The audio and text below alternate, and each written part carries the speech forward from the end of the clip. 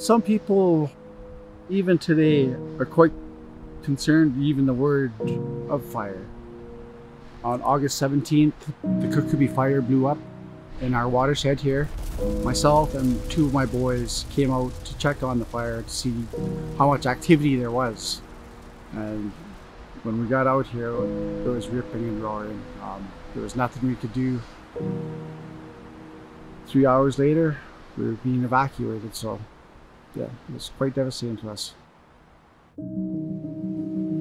People don't think about the impacts that a landscape scale effect like a wildfire has on salmon.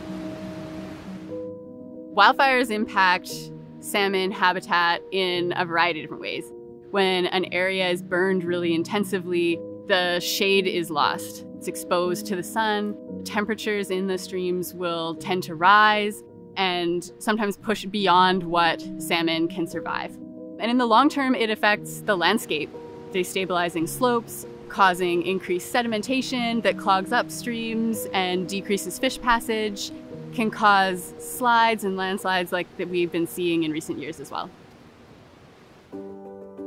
The project that we're on right now near the Nahatlatch River, our partners as part of this emergency response group brought this project to us, and we were able to provide funding to allow some restoration work targeting the impacts of wildfires and mitigation methods for fish values. We have been using an excavator to add logs into this stream channel. We're hoping that the logs that are at an angle into the stream bed will help cause a diversity of water velocities and help move that extra sediment that we're now seeing in the system through this channel. We're also adding those logs to increase the cover and shade available to fish. Some of the techniques we're trialing at this site are detailed in Pacific Salmon Foundation's Wildfire Playbook. We're excited to learn by doing and implementing these techniques here, and hoping that we can share that information with other groups that want to use the Wildfire Playbook in fire-impacted ecosystems to benefit salmon.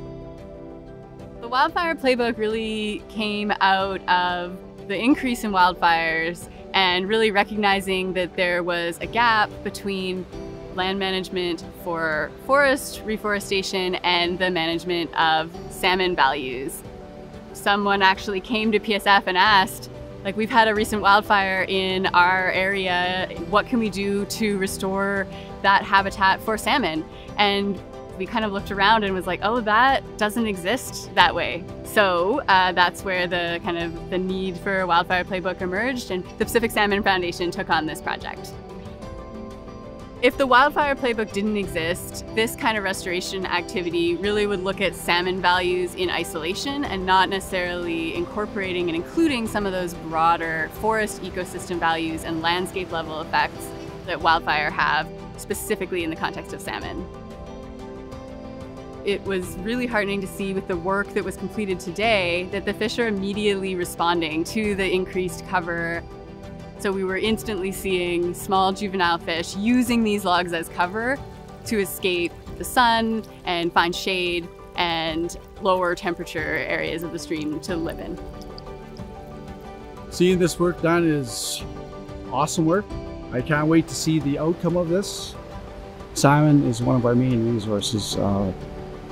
Protect the land, land will protect you. It's important to be able to show that we can take action on some of these big scale issues like climate change. The issues are happening at such a huge landscape scale, issues like drought, issues like wildfires.